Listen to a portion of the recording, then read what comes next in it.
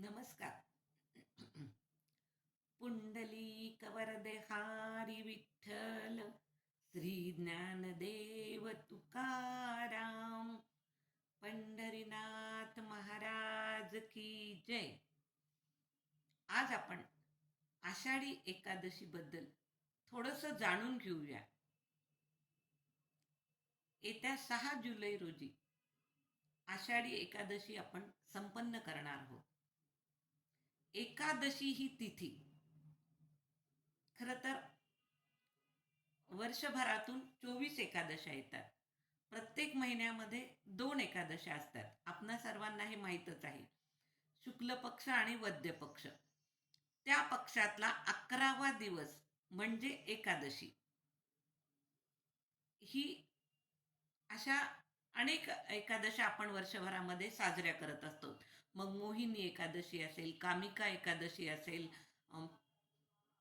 आता ही जी येणार आहे ती देवशयनी एकादशी आहे, परिवर्तिनी एकादशी असेल, षटतिला एकादशी असेल, अनेक एकादशांचं वेगवेगळे कथा, वेगवेगळं महात्म्य आपल्या हिंदू धर्मामध्ये सांगितलेलं आहे.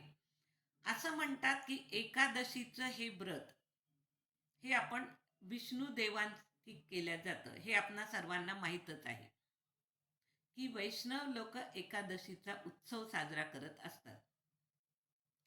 एकादशीचं हे व्रत असं म्हणतात की हे व्रत आपल्याला घेण्यासाठी एखादी म्हणजे विधी करावा लागतो किंवा एखादं काही त्याच्यासाठी पूजा संपन्न करावी लागतो, एखादा संकल्प घ्यावा लागतो, असं अजिबात नाहीये. दुसरे काही व्रत जर आपल्याला घ्यायचे असतील तर त्याचे विविध उपचार असतात.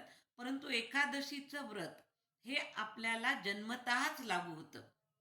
त्यामुळे प्रत्येकाने एकादशीचं व्रत हे केलंच पाहिजे. असं म्हणतात आपल्या हिंदू धर्मशास्त्रामध्ये की जर एखाद्याला एकादशीचा उपवास जमत नसेल तर शुक्ल पक्षातली एकादशी ही गृहस्थ धर्मामध्ये निश्चित करावी. त्याचं एक आगळं वेगळं महत्व आहे त्या एकादशीचं. अशा प्रकारे हे एकादशीच्या तिथीचं महत्व हिंदू धर्मामध्ये खूप मोठ्या प्रमाणात सांगितलेलं आहे. हे व्रत भगवान विष्णूंना समर्पित केलेलं आहे. तर अनेक एकादशींचं आपण पाहिलेलं आहे. परंतु आज आपण आषाढी एकादशी बद्दल जाणून घेणार आहोत, जी आपण 6 तारखेला उत्सव पूर्णरित्या संपन्न करणार आहोत. आषाढ महिन्याच्या शुक्ल पक्षात ही एकादशी येते. असं म्हणतात की ह्या एकादशीचं नाव देवशयनी एकादशी आहे. का तर विष्णू भगवान क्षीरसागरामध्ये या दिवशी त्यांच्या योग निद्रेमध्ये जातात. म्हणजे भगवान विष्णूंची निद्रा चालू होते. ती कार्तिकी एकादशी पर्यंत, ज्या एकादशीला आपण प्रबोधिनी एकादशी असं म्हणतो, त्या दिवसापर्यंत ही योग निद्रा म्हणजे जवळपास 4 महिने, ज्याला आपण चातुर्मास म्हणतो, त्या काळामध्ये भगवान विष्णू हे निद्रिस्त होतात. आणि त्यामुळेच भगवान विष्णूच म्हणजे निद्रिस्त झालेले आहेत. ते तारणहार आपल्या पृथ्वीचे तेच इथं उपस्थित नाहीत. त्यामुळे आपण कोणतेही शुभ कार्य ह्या 4 महिन्यामध्ये आपल्या घरी संपन्न करत नाहीत. की ज्याला देव उपस्थित असावेत असं आपण म्हणतो, ते नसतात. त्यामुळे शुभ कार्य होत नाहीत.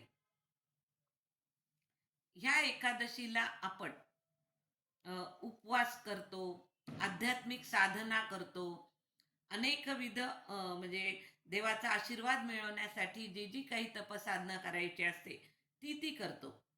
एकादशीतून आपण काय काय साध्य करत असतो, तर आपलं आध्यात्मिक शुद्धीकरण होतं. आपण दर 15 दिवसाची एकादशी केल्यानंतर आपलं आध्यात्मिक, आपल्या कायिक, वाचिक, मानसिक असं आध्यात्मिक शुद्धीकरण होतं आणि आपल्याला पूर्वी केलेल्या पापांपासून मुक्ती मिळते. एकादशी ही मुक्तिदायिनी असते, आपल्याला सर्व पापांपासून मुक्त करत असते. देवांचा आशीर्वाद मिळतो.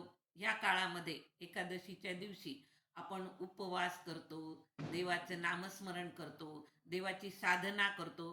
त्यामुळे निश्चितच आपल्याला देवाचा आशीर्वाद प्राप्त होतो, मोक्ष प्राप्ती होते. एकादशीचे व्रत हे मोक्ष देणारे मानले जाते.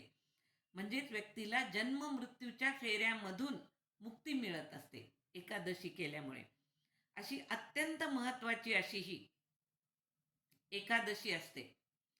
असं म्हणलं जातं की महाभारताच्या युद्धानंतर अ, सर्व पांडवांना अ, आणि अशी अस्वस्थता निर्माण झाली की आपल्या हातून आपल्या गोत्राच्या वंशजांची हत्या झालेली आहे. त्यांनी त्यांच्या भावंडांचीच म्हणजे कौरवांची हत्या केलेली असते. त्यामुळे त्यांना खूप अस्वस्थ वाटत असतं. त्यावेळेस द्रौपदी श्रीकृष्ण भगवंताकडे जाते आणि भगवंताला म्हणते की आम्ही काय करावं म्हणजे आमच्या हातातून हे जे गोत्रवध आमच्याकडनं झालेलं आहे त्यापासून आम्ही मुक्त होऊ. त्यावेळी श्रीकृष्ण भगवानांनी सर्व पांडवांना द्रौपदीसहित एकादशीचे व्रत करण्यासाठी त्यांना सांगितले आणि त्यांनी ते व्रत केले आणि तेव्हा त्यांची त्या गोत्रवधातून मुक्तता झाली अशी कथा सांगितल्या जाते. आता देवशयनी आषाढी एकादशीला विष्णू भगवान निद्रिस्त होतात. मग ह्या पृथ्वीचा तारणहार कोण? हे 4 महिने कारभार कोणी चालवायचा? विष्णू भगवान तर योग निद्रेत गेलेले आहेत. त्यावेळेस ते जाताना ही सर्व सूत्र महेशाकडे म्हणजेच शंकराकडे सोपून जातात. श्री महादेव, देवांचे देव जे महादेव श्री शंकर भगवान त्यांच्याकडे ही सूत्र येतात आणि श्रावण महिन्यापासून मग भगवंत महादेव आपल्या हातात सर्व सूत्र घेतात पृथ्वी पालनाची. त्यामुळे आपण मग श्री शंकराची उपासना मोठ्या प्रमाणात चालू करतो. विविध देवदेवता येतात मग ह्या 4 महिन्यामध्ये की विष्णू भगवंत तर योगनिद्रित झालेले आहेत, मग सर्वांना काही मदत करायची का, अशा पद्धतीने या 4 महिन्यामध्ये आपण विविध सणांची मांडणी आपल्या हिंदू धर्मात केलेली आहे. आणि श्रावणाचे सोमवार असतील, सर्व काही असेल, आपण महादेवाच्या पूजेला सुरुवात करतो श्रावणापासून. असे हे आषाढी एकादशीचं हे व्रत आपण अतिशय मोठ्या उत्साहात महाराष्ट्रामध्ये खूप चांगल्या पद्धतीने साजरं होतं.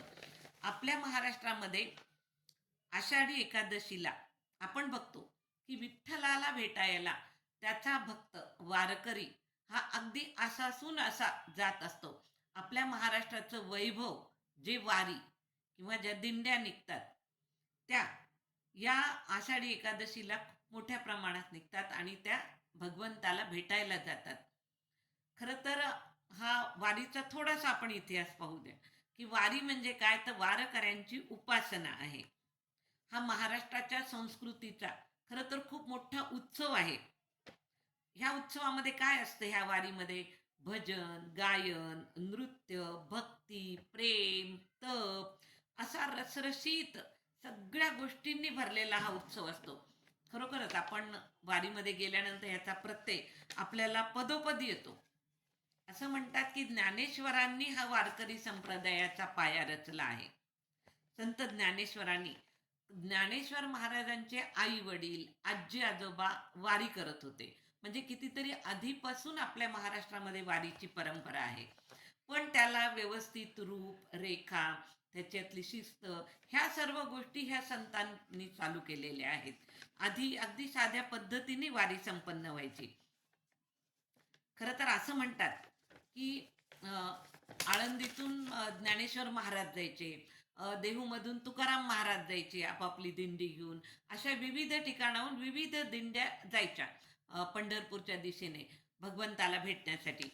मग त्यावेळेस तुकाराम महाराजांच्या नंतर त्यांचा मुलगा नारायण महाराज यांनी ह्या दिंडीला शिस्त निर्माण केली. जवळपास 1625च्या वगैरे काळामध्ये त्यांनी, म्हणजे देहूतून पालखी निघायची, आळंदीतून पालखी निघायची, तर त्यांनी दोन्ही पालख्यांचं त्या काळामध्ये एकत्रीकरण केलं. त्यांनी एकाच ठिकाणी दोन्ही दिंड्या एकत्र आणल्या, आजूबाजूच्या गावच्या सर्व लोकांना एकत्र जमवलं आणि एकाच पालखीमध्ये त्यांनी तुकाराम बुवांच्या पण पादुका ठेवल्या आणि संत ज्ञानेश्वरांच्या पण पादुका ठेवल्या आणि दोघांच्या पादुका एकाच पालखीमध्ये ठेवून त्यांनी ती दिंडी पंढरपूरच्या दिशेने मार्गक्रमण करू लागली. आणि त्यावेळेस असं म्हणतात की ज्ञानोबा तुकाराम असा गजर तिथे सुरू झाला आणि ते भजन आज सुद्धा आपण म्हणतो की ज्ञानोबा तुकाराम ह्या भजनाची सुरुवात किंवा ज्ञानबा तुकाराम ग्रामीण भाषेमध्ये हे ज्ञानबा तुकाराम हे जे भजन सुरू झालं ते त्यावेळेस तुकाराम महाराजांचे पुत्र संत नारायण महाराज यांनी, नारायण बाबा त्यांना म्हणलं जायचं, त्यांनी ते चालू केलेलं होतं. दिंडीच्या मधोमध पालखी असते आणि त्याच्यानंतर त्याची पण त्यांनी रचना केलेली आहे की कशा पद्धतीने दिंडीमध्ये रचना असावी, ती अत्यंत शिस्तबद्ध. आज जर आपण पाहिलं आजच्या ह्या 2025 मध्ये, तर अतिशय शिस्तबद्ध अशी ह्या दिंडीचं संपूर्ण नियोजन केलेलं असतं. म्हणजे ही दिंडी ज्येष्ठ वद्य अ, अ, सप्तमीला तशी सुरुवात होते. आषाढी एकादशीच्या आधी ज्येष्ठ वद्य सप्तमीला आणि आषाढी द्वादशीला, म्हणजे जवळपास 21 दिवसांची ही दिंडी असते. असं म्हणतात की एखाद्या गोष्टीची सवय आपल्याला लागावी, एखाद्या गोष्टीचा अभ्यास पूर्ण व्हावा, एखादं तप पूर्ण व्हावं, तर त्यासाठी आपल्याला 21 दिवस लागतात. म्हणूनच कुठेतरी हे 21 दिवसांचं नियोजन असतं की ज्या ह्या दिंडीमध्ये, ह्या वारीमध्ये कायिक, वाचिक, मानसिक तप त्याचं वारकऱ्यांचं साध्य होतं. दिंडीची रचना असते, पताकावाले असतात, नंतर मोकळे चालणार, समोर पताकावाले असतात, नंतर मोकळे चालणारे असतात, नंतर भजन करणारे असतात, नंतर विनेकरी असतो जो आपण नेहमी पाहतो तो, त्यानंतर महिला असतात. असं म्हणतात की दिंडी ओलांडताना आपण जर क्रॉस करायला आपल्याला प्रसंग आला रस्त्यावरती, तर पताकांच्या समोरूनच दिंडी क्रॉस करावी, तोही एक नियम ह्या वारीचा असतो. अशा पद्धतीने ही वारी आपल्या संस्कृतीचा एक उत्सव आहे, महाराष्ट्राचं एक वैभव आहे आणि त्या वारीचा अर्थशास्त्राचा अभ्यास करण्यासारखा आहे. अनेक MBAचे स्टुडंट्स ह्या वारीच्या अनेकविध पद्धतीने अभ्यास करण्यासाठी सध्या जात असतात, त्याच्यावरती PhD करत असतात. अशा हा वारीचा फार मोठा इतिहास आहे. आपण अगदी थोडक्यात त्याची माहिती घेतलेली आहे. असे हे वारकरी भगवंताकडे जातात आणि भगवंताला जरी त्यांना दर्शन नाही होत, त्यांना फक्त कळसाचं दर्शन होतं. आपण पाहतोच आषाढी एकादशीच्या दिवशी की भगवंताचं दर्शन नाही होत, परंतु ते त्या कळसाचं दर्शन आपल्या मनामध्ये म्हणजे साठवून घेतात आणि त्यांना कळस पाहिला तरी समाधान वाटतो आणि तिथे जाऊन मी दर्शन घेत नाही, त्यांची भावना असते की तो माझ्या सोबतच आहे भगवंत. मी ज्या दिवशी घरातून निघालो आहे वारीला, त्या दिवसापासूनच भगवंत मला सोबत करत आहो, अशी कुठेतरी प्रत्येक वारकऱ्यांची भावना असते. असा हा आषाढी एकादशीचा उत्सव आपण 26 तारखेला अत्यंत उत्साहात सर्वजणी संपन्न करूया. आषाढी एकादशीच्या मी आपणा सर्वांना खूप खूप शुभेच्छा देते.